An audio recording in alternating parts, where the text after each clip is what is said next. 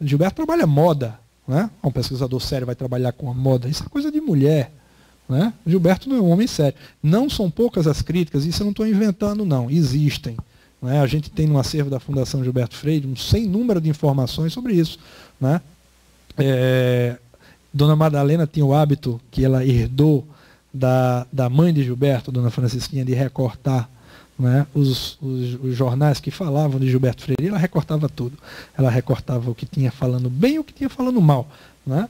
E ela, aí é coisa de Dona Madalena, ela nomeava os cadernos que falavam mal de Gilberto de WC.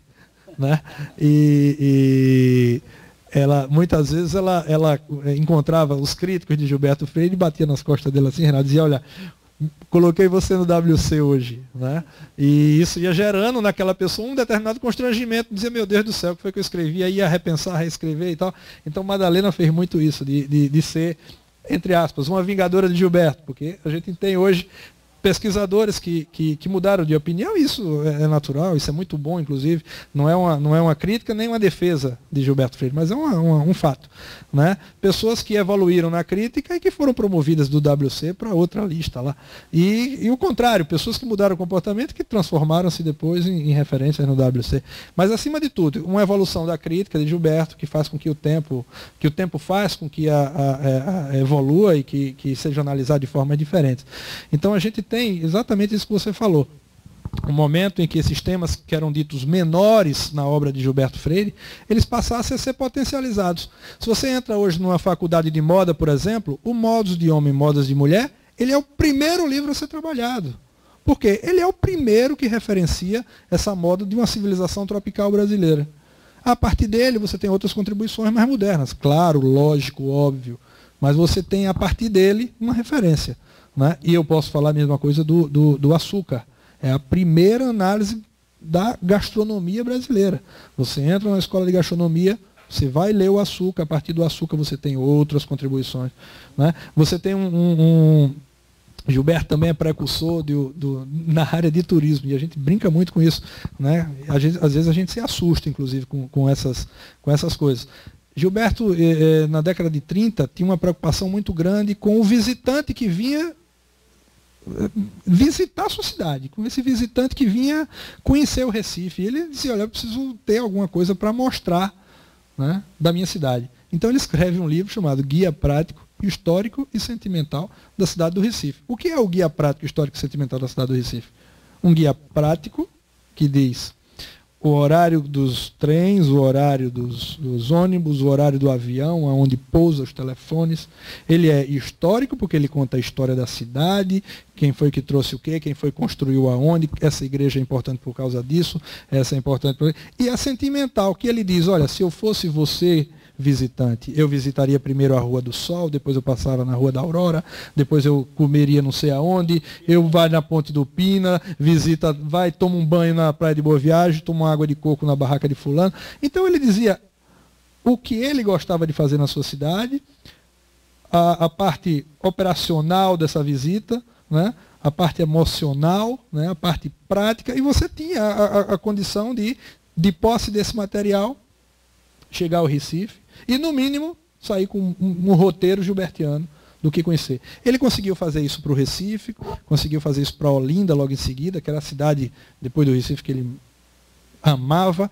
Né? Olinda, ele, com 6 anos de idade, colocou mochila nas costas. Mochila não provavelmente não era uma mochila, mas ele colocou um saco nas costas, fugiu de casa para ir para Olinda. 6 anos de idade, vou para Olinda. E a família foi achar ele no meio do caminho. Né? Então ele tinha uma devoção por Olinda muito grande, e não é à toa que temos a Fliporto esse ano, a partir desse ano, lá em Olinda. É a nossa Paraty. Né? E a gente tem Gilberto como um dos precursores dos guias turísticos brasileiros. É o primeiro guia turístico brasileiro. Ele tentou fazer isso, fazer com que outras pessoas escrevessem sobre Belém, né, sobre o Rio de Janeiro, sobre outras cidades brasileiras que ele tinha devoção. Né? Não conseguiu, mas iniciou o processo através do guia do Recife e do guia de Olinda. Né? São 2 materiais imperdíveis, peças de colecionador, realmente, porque ainda hoje refletem, né, do ponto de vista do Recife, por exemplo, os valores mais importantes que a gente tem na arquitetura, né, na estrutura religiosa, as igrejas mais bonitas, são coisas que são realmente imperdíveis. E a Fundação Gilberto Freire tem trabalhado muito com a Prefeitura do Recife em algumas ações que levam ao visitante mais do que simplesmente um roteiro turístico, né?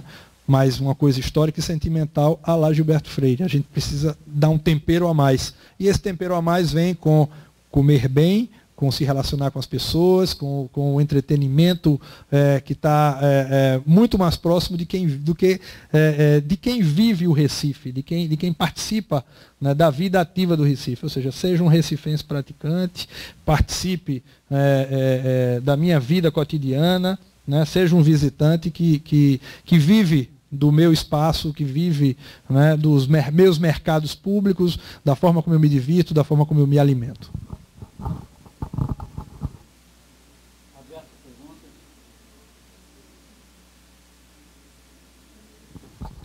Queria registrar que está aqui nos prestigiando o doutor Antônio Campos, pernambucano, jornalista, economista e, sobretudo, um apaixonado também por tudo que diz respeito à cultura deste Pernambuco, que, como dizia o presidente da Academia Brasileira de Letras, Vilaça, quando dizem assim, Pernambuco tem mania de grandeza, ele dizia, você se equivoca, Pernambuco tem grandeza.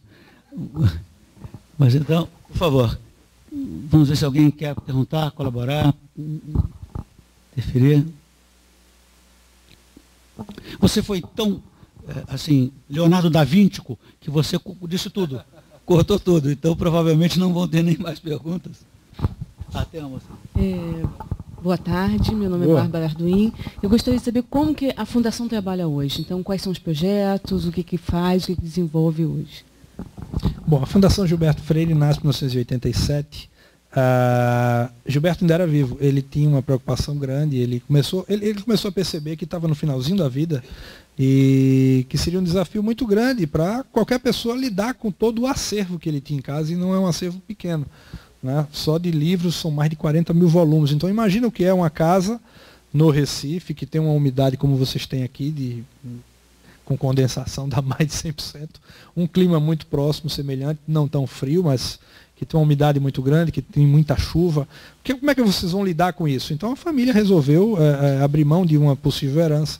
E Gilberto começou a perceber que existiria um organismo que fosse gerenciar o seu acervo.